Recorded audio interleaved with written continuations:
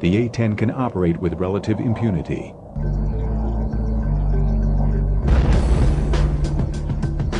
The Tornado represents a very different approach to the strike mission than the Harrier or the Warthog.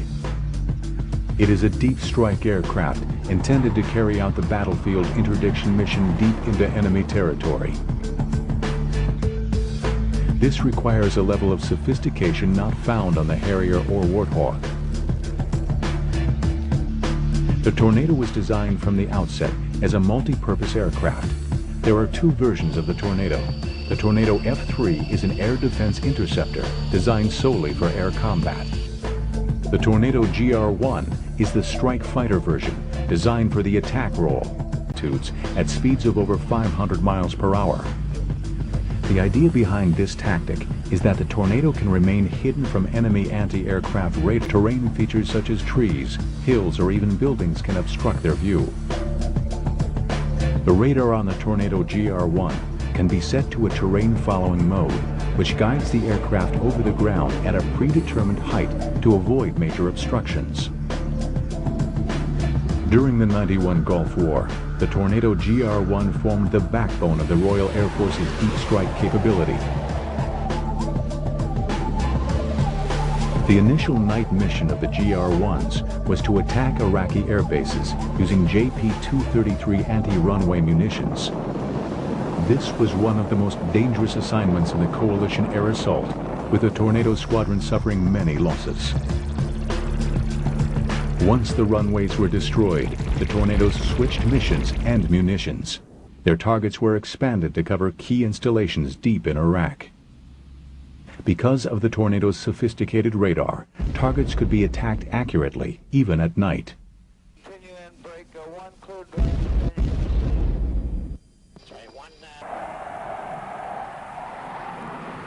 The munitions they used were tailored for their missions.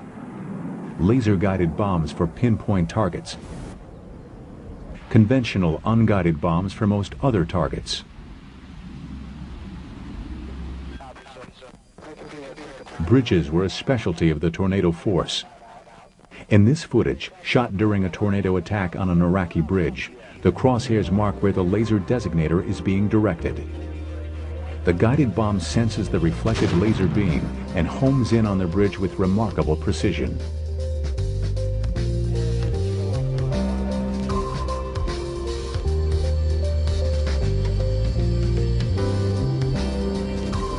During the Gulf War, the Royal Saudi Air Force also flew the Tornado GR-1 as its principal strike aircraft. As in the British case, when low-level missions were necessary, night operations were the rule. Once the Iraqi radar defenses had been effectively eliminated, the best the Iraqis could do was to fire blindly into the night sky. But night attacks are long and arduous.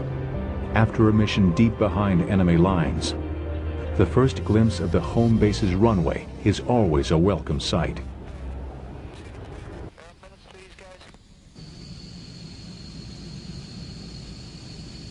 In 1998, the upgraded Tornado GR-4 entered service.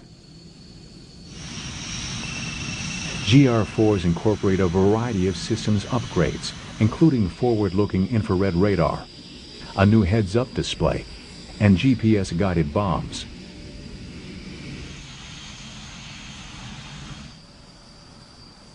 In March 2003, Tornado GR-4s were dispatched in support of Operation Iraqi Freedom. As capable as the versatile strike fighters are today, their designs are decades old, and eventually they will be replaced. In 1996, the U.S. Department of Defense began the replacement process with the initiation of the Joint Strike Fighter program. The AF-32, which was designed to be powerful, lightweight, and extremely maneuverable. It would have a range and payload capacity greater than any of the planes it was designed to replace. It would also have faster acceleration and be more agile. Stealthy and supersonic, the twin-engine YF-32 would have 85% commonality among its many variants.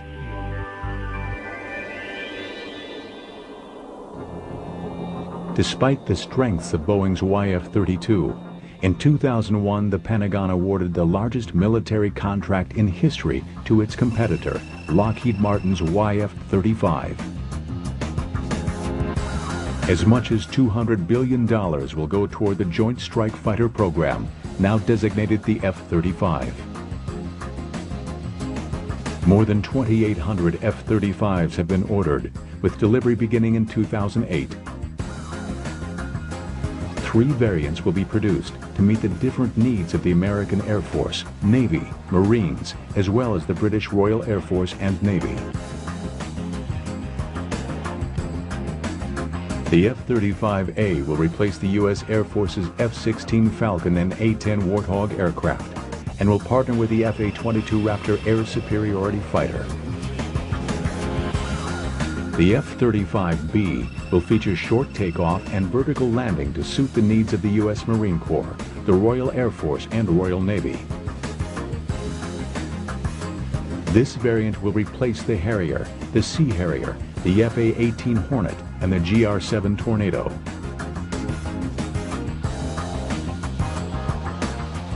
The U.S. Navy will fly the F-35C variant, which will serve alongside their new Super Hornets. It will have larger wing and tail control surfaces for low-speed carrier operations, and its airframe will be strengthened to absorb the stress of catapult launches and arrested landings.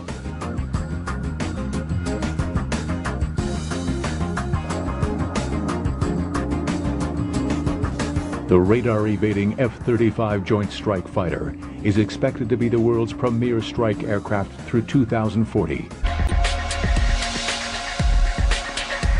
Part fighter, part bomber, the versatile strike fighters play an important role on today's battlefield.